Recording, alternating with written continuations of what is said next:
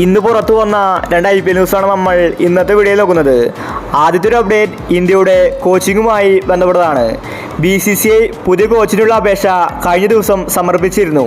ഇപ്പോഴിതാ വലിയ റിപ്പോർട്ടാണ് പുറത്തു വന്നിരിക്കുന്നത്. ഗൗതം ഗംഭീർ ഇന്ത്യയുടെ അടുത്ത കോച്ചാകുമെന്നാണ് അറിയാൻ സാധിക്കുന്നത്. കഴിഞ്ഞ വർഷം ലക്നൗ ടീമിലായിരുന്നു ഗൗതം ഗംഭീർ. ഇതുകൊണ്ട് തന്നെ ലക്നൗ ടീം പ്ലേ ഓഫിലെത്തി. ഇപ്രാവശ്യം കൊൽക്കത്തയുടെ കോച്ചായിരുന്നു ഗംഭീർ. അതുകൊണ്ട് തന്നെ കൊൽക്കത്ത നമ്പർ 1 പൊസിഷനിലാണ് നിൽക്കുന്നത്. ഗംഭീർ ഇന്ത്യൻ ടീമിന്റെ കോച്ചാകുമെന്ന റിപ്പോർട്ടാണ് പുറത്തു വന്നിരിക്കുന്നത്.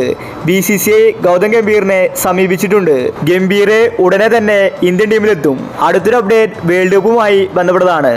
ഹാർദിക് പാണ്ഡ്യ മോശം പ്രകടനമാണ് കാഴ്ചവെക്കുന്നത്. പക്ഷേ പാണ്ഡ്യ വൈസ് ക്യാപ്റ്റനാണ്. അതുകൊണ്ട് ഒരുവിധം എല്ലാ മാച്ചിലും വൈസ് ക്യാപ്റ്റനെ ഇറക്കണം. ഇപ്പോഴിതാ BCCI വലിയ മാറ്റത്തിനാണ് ഒരുങ്ങുന്നത്. പാണ്ഡ്യയെ വൈസ് ക്യാപ്റ്റൻ സ്ഥാനത്ത് നിന്ന് നീക്കുമെന്ന റിപ്പോർട്ടാണ് പുറത്തു വന്നിരിക്കുന്നത്. സഞ്ജുവിനെ വൈസ് ക്യാപ്റ്റനാക്കാൻ സാധ്യതയുണ്ടെന്ന റിപ്പോർട്ടാണ് വന്നിരിക്കുന്നത്. സഞ്ജു വൈസ് ക്യാപ്റ്റനായാൽ തകർക്കുമെന്നത് ഉറപ്പാണ്. രാജസ്ഥാന് വേണ്ടി മികച്ച ക്യാപ്റ്റൻസിയാണ് സഞ്ജു കാഴ്ചവെക്കുന്നത്. അത് BCCI കാണുന്നുണ്ട്. സഞ്ജുവിലൊരു ക്യാപ്റ്റൻ ഉണ്ടെന്ന് BCCIക്ക് നല്ലതുപോലെ അറിയാം. ഹാർദിക്കിനെ വൈസ് ക്യാപ്റ്റൻ സ്ഥാനത്ത് നിന്ന് മാറ്റാൻ രോഹിത് ശർമ്മ ആവശ്യപ്പെട്ടെന്ന റിപ്പോർട്ടാണ് പുറത്തു വരുന്നത്.